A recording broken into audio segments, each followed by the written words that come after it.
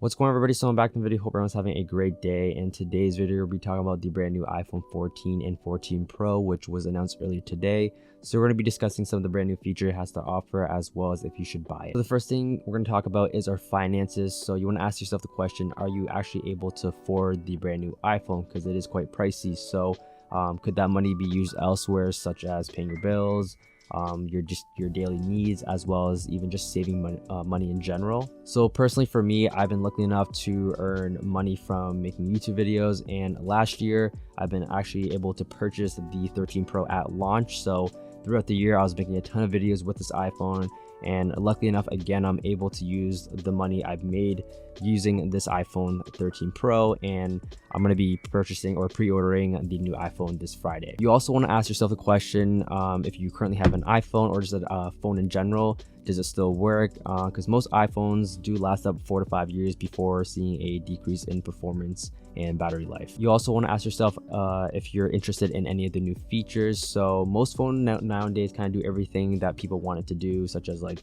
text, call, browse on the web, download apps. So if you're not really interested in any extra features, so an example I can give is last year with the 13 Pro models, we did get the 120 hertz feature as well as the cinematic mode. So last year at that time, were you willing to upgrade to the latest iPhone for these specific features?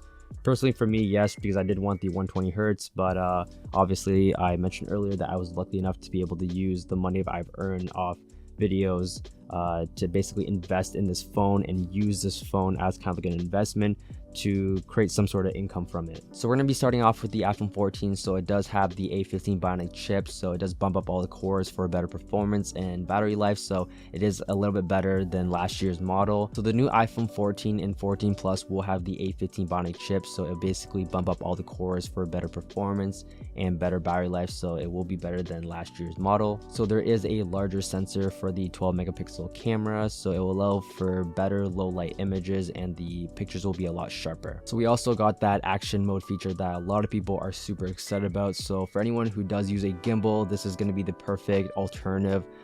Basically you'll get the gimbal like footage. So a pretty cool feature that is coming to the iPhone 14 and 14 Pro is the new SOS satellite feature. So basically, if you're, for example, you're stuck in a desert, you can just point up your phone at the sky and you're going to be able to call our emergency services.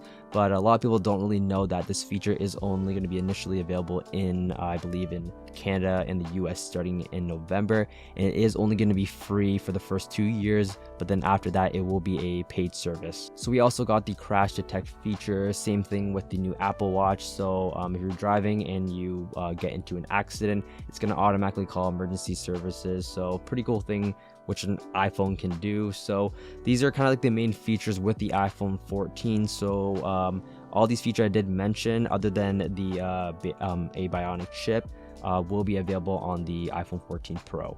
For the iPhone 14 Pro, we got the A16 Bionic chip, so nothing really much to say that it's going to give you a lot better performance and better battery life. We also got the always on display, which a lot of people have been waiting for, and I know Android's been having it for a while now, but it's finally now available on iPhone on the Pro models. So we finally have a different type of notch. It is a smaller pill notch with the dynamic island notification system. So a lot of people are super excited about this. The video that they showed at the event was incredible. Lots of new features, and they actually did something with the notch. It's actually not just this little notch now that does kind of nothing. It actually does something now. So it does come with a brand new 48 megapixel camera, as well as it does come with the 2x telephoto. But other than that, that's kind of basically it with the 14 Pro. So yeah guys, that's kind of basically it to kind of sum everything up. So if you are for example considering updating to 14 or 14 Plus, I wouldn't really recommend it. You might as well just get the 13, just because they're basically the exact same other than some of the features I did mention. For the 14 Pro, maybe, because you do get that new notch and the whole new notification system, which is pretty cool in my opinion, which I will be getting. I will be getting or pre-ordering the 14 Pro this Saturday. But there you guys have it. Let me know what you guys think about the brand new iPhones down below in the comment section. Will you be thinking about upgrading to the next iPhone? Let me know. Here's your guys' thoughts on that, and that's basically it. And I'll see you guys in the next one.